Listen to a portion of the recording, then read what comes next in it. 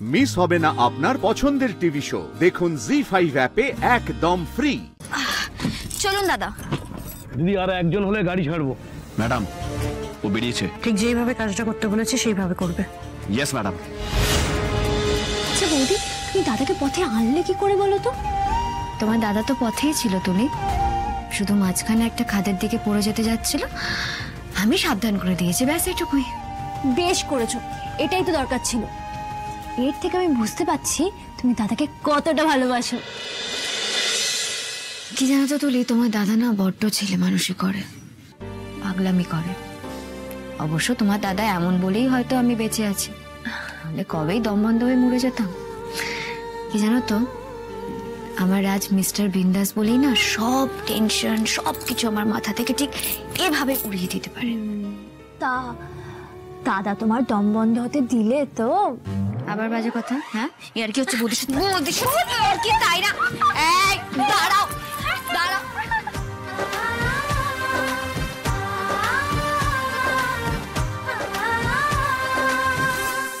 তুমি এক্স্যাক্টলি কি ভাবছো বলো তো এই মডেলটা নিয়ে?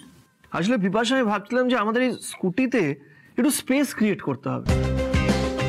মানে আমাদের টার্গেট অডিয়েন্স তো মিডল ক্লাস, তাই ভাবছিলাম যে মানে অনেক সময় একটা স্কুটিতে পুরো ফ্যামিলি অ্যাডজাস্ট করতে প্রবলেম হয়। তাই দেখুন, আমি না এইখানে একটা ডেডিকেটেড স্পেস বানিয়েছি এই জায়গাটায়। মানে এইখানে যদি একটা লাগেজের আলাদা করে জায়গা বানানো যায় তাহলে না অনেকের সুবিধা হবে, বুঝলেন তো? আর তাছাড়া আমি এটাও ভাবছিলাম যদি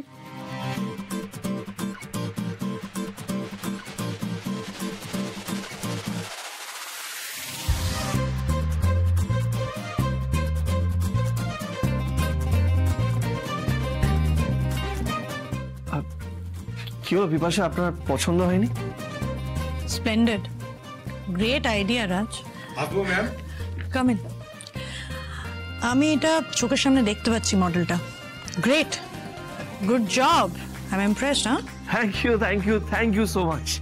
আচ্ছা, আমি বলছিলাম যে ব্রতিনদাকে এটার ওই একটা 3D মডেল বানিয়ে দিতে বলবো? অ্যাবসলিউটলি, আমি অ্যাপ্রুভাল দিচ্ছি। বাই দ্য ওয়ে মিস্টার রাজ ঘোষাল, ব্যাপারটা কি বলো তো? সকাল সকাল ফর্মে আছো, any good news or something special? না না, স্পেশাল কিছু না। আসলে আপনি তো জানেন যে আমার আর সিয়ের মধ্যে একটু ওই প্রবলেম চলছিল, ঝগড়া মতো। সি আমার সাথে ঠিকভাবে কথা বলছিল না। আসলে কি জানেন তো, সি খুব চাপা, অভিমানী, মানে ঠিক মতো ঝগড়াও করতে পারে না, কেঁদে ফেলে। আর স্ত্রী এরকম করলে না আমারও কেমন তাল গোল পাকিয়ে যায়।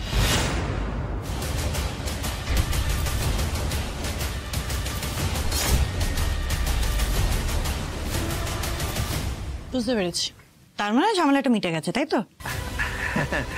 এখন আমাদের মধ্যে আর কোনো ঝামেলা নেই, মানে এখন সব ঠিকঠাক আছে, তাই আমার মাথা পুরোপুরি ক্লিয়ার।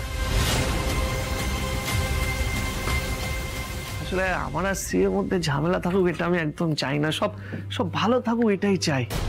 মানে আমাদের মাঝখানে ওই গাড়ি নিয়ে ঝামেলা হচ্ছিল, তাই গাড়িকেই বিদায় করে দিলাম। এখন আর নো ঝামেলা, শুধু আমি আর শ্রী। আর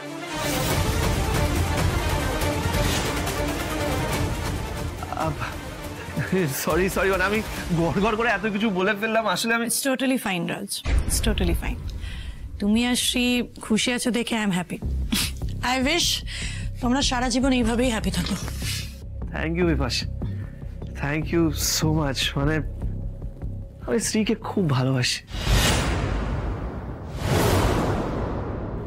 ভালোবেসে বিয়ে করেছি, আর এইভাবে ভালোবেসে সারা জীবনটা কাটিয়ে দিতে চাই, ব্যাস।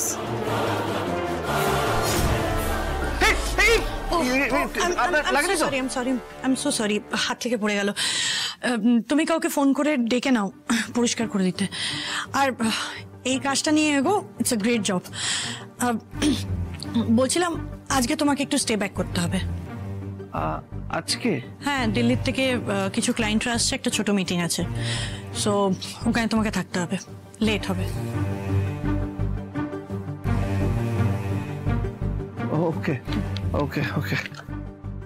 শ্রীয়ের সাথে তোমার ভালো থাকাটা এবার শেষ করে দেওয়ার সময় এসে গেছে রাজ। না হলে যে আমি খারাপ থাকবো। আর বিপাশা চৌধুরী কোনোদিনও খারাপ থাকতে শেখেনি।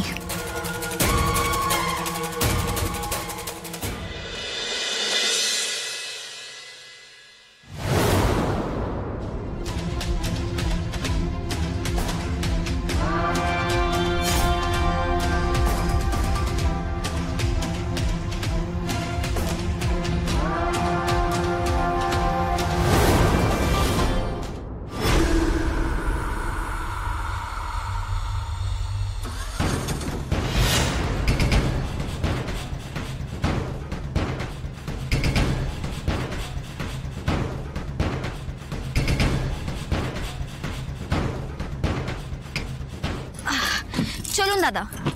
দিদি আর একজন হলে গাড়ি ছাড়বো। বসুন।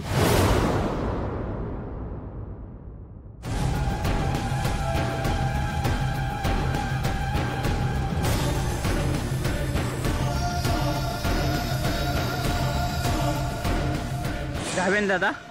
হ্যাঁ যাবো, বসুন।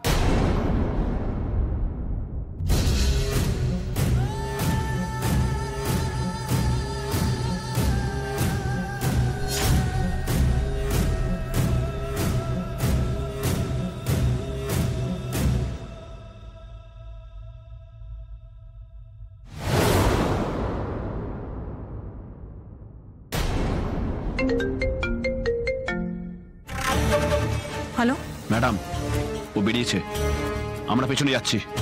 গুড, ঠিক যেইভাবে কাজটা করতে বলেছে সেইভাবে করবে। Yes madam.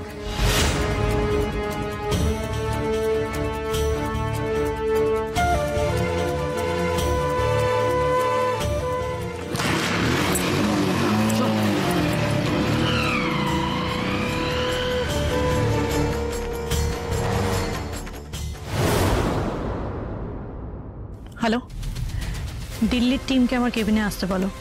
রাজ ও নাংশুকে রেডি হয়ে আসতে বলো, মিটিং শুরু করবো।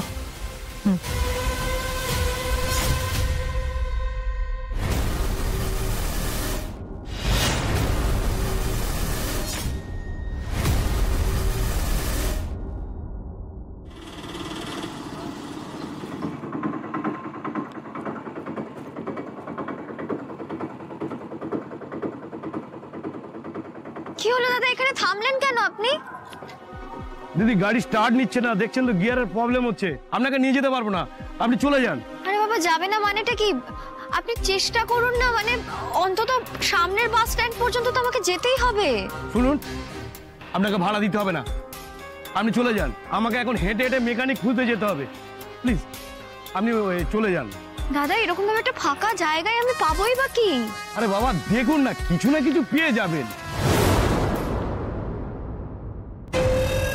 আজ অফিসে দেরি হলে কি হবে আমি ঠিক জানি না। না না, তেমন হলে আমাকে হেঁটেই যেতে হবে।